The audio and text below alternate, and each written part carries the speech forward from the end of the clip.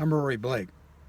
I'm at my doctor's office. I'm early, and I had a thought, so I thought I'd share it. Um, Yesterday, in the last 2 days, actually, we've been talking about chimpanzees and the microbiome, and how humans have up to 1,000 different species of bacteria in the microbiome, and that chimpanzees just have a few dozen. And so, dozens versus hundreds is a big deal, considering that the microbiome makes neurotransmitters for the body. Neurotransmitters are how you get thoughts and how you respond to things. A couple of days ago, I think we talked about how birds had uh, that there are 8 different species of bacteria involved in speech, and how birds can have those same 8 that we do too. And so we're able to speak, but all the other great apes are not able to speak because they don't have the neurotransmitters for it. But the main thing that I started to be upset about and think about was yesterday we were talking about how chimpanzees have um, fewer emotions than humans, or ways to express emotions, or the ability to express fewer emotions. What happens is they have maybe on and off, and that's it.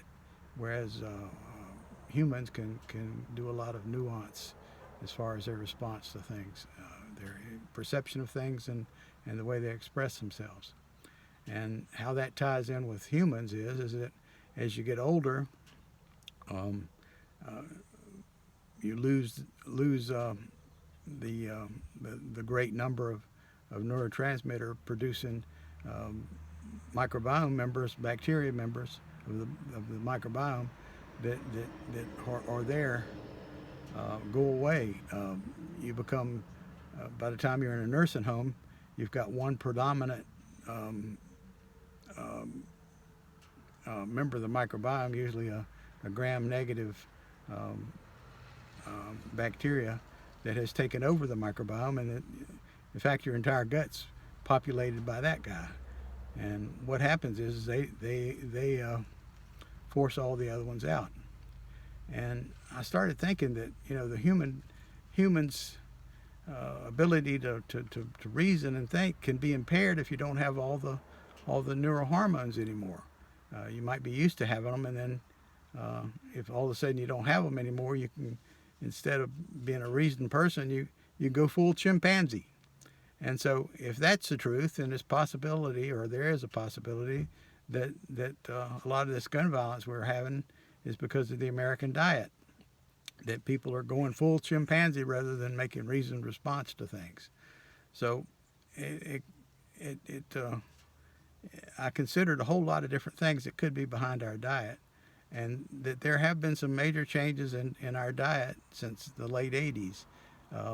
And we can talk about that later. But the fact is that if there are things that cause certain bacteria to go out of control and take over the rest of the bacteria that are in the microbiome, then it's a real possibility that could be shutting out a lot of not only the other bacteria, but the ability to make neurohormones, to reason and to think and to react to things. So if this is what's happening, it's a really easy fix. You have to change the American diet.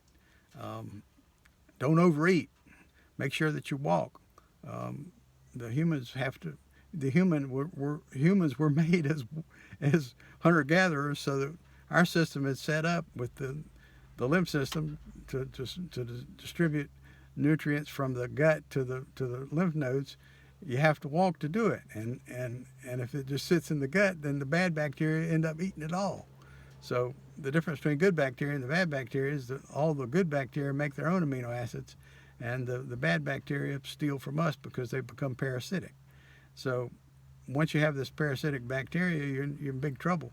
And I have a feeling that a lot more Americans have got it than you would think. So this is just a thought. I'm not trying to say that this is what's going on, but I would like to put this out for everybody. And thank you for listening. Have a great day.